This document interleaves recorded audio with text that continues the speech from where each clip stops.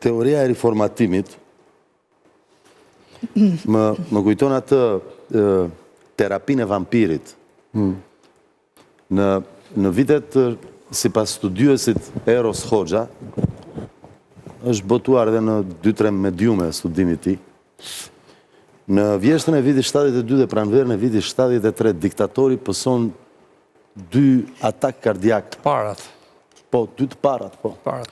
Faktet gjithmonë janë fshehur për këtë gjë dhe vështirë zorë se do dalin ndonjëherë. Kam gjithmonë dhe terapia e vampirit. Zemra dhe pankreasi mund të kurohen në 2 mënyra, nëpërmjet kordonit që lidh foshjen me nënën dhe nëpërmjet qelizave staminale. Pa pritur në atë kohë, maternitetin e Tiranës zhduken 27 foshnja. Mjekët që dëshmojnë për këtë zhduken dhe ata çuditërisht. Ose pësojnë të ashtu quajturat aksidente.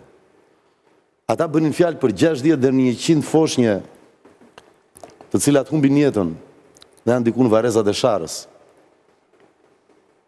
Terapia e vampirit nuk funksionoi.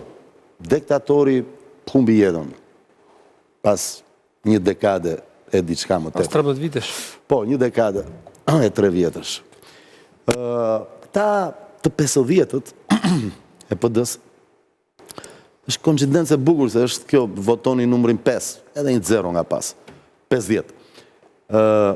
Dhe nga që kanë kaluar 50 ditë nga Pashkët, dhe sot është dita e 51 janë rëshajat, ose zbritja e shpirtit të shenjtë, unë do zoti them, mbase gjendet Mesia i ri, dhe shpirti shenjtë i shkon dhe i qëndron mbi krye ashtu siç ndodh, me që sot është dita e shpirtit të shenjtë, dhe mbase shpëton gjithë populli demokrat dhe nuk ka nevojë të shkojë te terapia e vampirit.